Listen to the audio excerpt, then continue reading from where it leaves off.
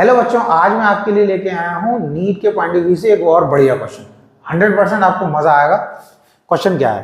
A hollow conducting sphere is placed in an electric field produced by a point charge placed at P as shown in figure. Let VA, VB, VC the potential at A, B and C respectively. ये question कई competitive exam में आ चुका है, JEE के exam में 2003 में आ चुका है, नीट के पॉइंट ऑफ व्यू से भी इंपॉर्टेंट है और मैंने कहा कि मजा आएगा। देखो, मैं थोड़ा क्वेश्चन को सिंपल कर देता हूं, आप सिर्फ समझो उसको, फिर वीडियो करना पॉज, फिर बताना। वो ये कह रहे हैं कि एक पी पॉइंट पर एक चार्ज रखा है। अब उन्होंने ये नहीं बताया पॉजिटिव चार्ज नेगेटिव, वो कह रहे हैं इलेक्ट्रिक फील्ड प्रोड्यूस कर रहा है, तो हम ये मानेंगे इलेक्ट्रिक फील्ड प्रोड्यूस कर रहा है, तो हमने माना प्लस चार्ज रखा है जो कि इलेक्ट्रिक फील्ड प्रोड्यूस कर रहा है। किस पॉइंट पर रखा है? P point. फिर जब आपको पता है जब ये पी पॉइंट पर इलेक्ट्रिक फील्ड कैसे प्रोड्यूस करेगा, जैसे कि सन हर डायरेक्शन में लाइट प्रोड्यूस करता है, ऐसे ही एक सिंगल चार्ज हर डायरेक्शन में इलेक्ट्रिक फील्ड प्रोड्यूस करता है। यानी कि इसकी इलेक्ट्रिक फील्ड राइट, लेफ्ट, ऊपर, नीचे, अंदर की तरफ, बाहर, हर डायरेक्शन में इलेक्ट्रिक फील्ड प्रोड्यूस होगी। आपको ये भी पता है जब हम किसी चार्ज से दूर जाते हैं तो पोटेंशियल डिक्रीज होना शुरू हो जाता है, किसी चार्ज से दूर जाते हैं तो उसकी इलेक्ट्रिक फील्ड की स्ट्रेंथ भी कम होना शुरू हो जाती है। इन्होंने क्या करा, इन्होंने कहा कि जब हमने पी पॉइंट पर एक चार्ज रखा तो वो चार्ज इलेक्ट्रिक फील्ड प्रोड्यूस कर रहा, उसकी इलेक्ट्रिक फील्ड में इन्होंने हॉलो स्फीयर रख दिया, मेटल का एक हॉलो स्फीयर रख दिया। तो ये कह रहे हैं कि 3 पॉइंट हैं, ए, बी और सी। ए पॉइंट यहां, बी पॉइंट यहां, सी पॉइंट। तो ऑप्शन में इन्होंने क्या दिया आपको, कहा बताओ VC is greater than VB, इस पॉइंट का पोटेंशियल इससे ज्यादा होगा, VB is greater than VC, इस पॉइंट का पोटेंशियल इससे ज्यादा होगा, या VA is greater than VB, इस पॉइंट का पोटेंशियल इससे ज्यादा होगा, या VA इक्वल्स टू VC, इस A पॉइंट और C पॉइंट का पोटेंशियल बराबर होगा। ये इन्होंने 4 ऑप्शन दे दिए। अब आप वीडियो करो पॉज और मुझे बताओ करेक्ट ऑप्शन। अगर आपने बताया है ऑप्शन डी तो आपका ऑप्शन बिल्कुल सही है, आपका आंसर सही है, D is the correct option. अब मैं आपको इसके पीछे का कॉन्सेप्ट और इसका एक्सप्लेनेशन बताता हूं। देखो बेटा, क्या होता है, हमने ये पढ़ा है कि अगर कोई प्लस चार्ज रखा है, मान लो यहां पर ऐसे कोई प्लस चार्ज रखा है, अगर हम इससे दूर जाएंगे, हमने मान लो इसी की लाइन में ऐसे करके बना लिया एक पॉइंट, यहाँ सी पॉइंट बना लिया, यहाँ पर एक बी पॉइंट बना लिया, ऐसे इस लाइन में हमने ए पॉइंट।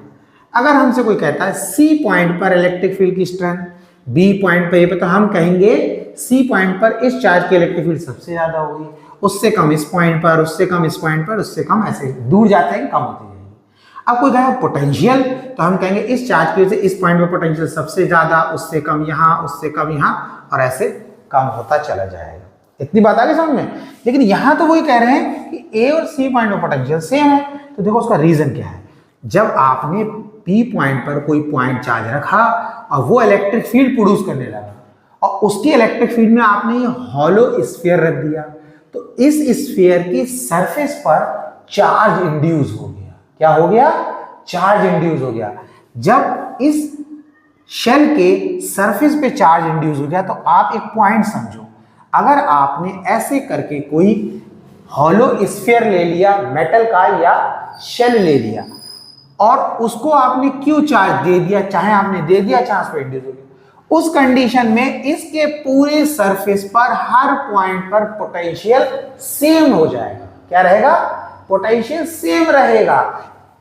क्यू चार्ज है, इसके सरफेस पे किसी पॉइंट पर पोटेंशियल निकालना, उसका फॉर्मूला होगा V इक्वल्स टू के क्यू अपॉन आर। ये फॉर्मूला, आर क्या है इसका? ये रेडियस है, आर इसका रेडियस है। और एक मजेदार बात बताऊं, अगर कोई ये कहता है इसके अंदर भी पोटेंशियल कितना होगा, यहां पर, यहां पर, यहां पर, तो इस चार्ज स्फेरिकल शेल के अंदर भी पोटेंशियल जितना सरफेस पर है उतना ही रहेगा। कहने का मतलब ये है इसके सरफेस पर हर पॉइंट पर, इसके अंदर हर पॉइंट पर, हर पॉइंट, हॉलो स्फीयर है अंदर से खाली है, हर पॉइंट पर पोटेंशियल की वैल्यू उतनी ही होगी जितनी सरफेस पर है। तो इसीलिए अगर इस क्वेश्चन की बात करें, यहां पे प्लस चार्ज रखा, प्लस चार्ज ने इलेक्ट्रिक फील्ड प्रोड्यूस की, उसकी इलेक्ट्रिक फील्ड में आपने एक शेल रख दिया, इसके सरफेस में चार्ज डेवलप हो गया, इसीलिए इसका सरफेस कैसा बन गया, इक्विपोटेंशियल सरफेस बन गया, उसके हर पॉइंट में पोटेंशियल सेम रहेगा। इसमें तो सिर्फ ये बोला है VA इक्वल्स टू VB। मैं आपको बता दूं A पॉइंट का पोटेंशियल, B पॉइंट का पोटेंशियल, C पॉइंट का पोटेंशियल, तीनों पॉइंट का पोटेंशियल सेम होगा।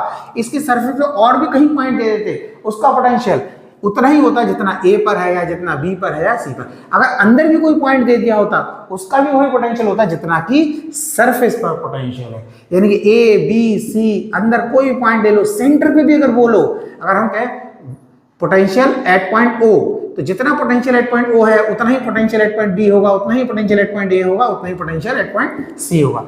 तो ये इसका करेक्ट एक्सप्लेनेशन था।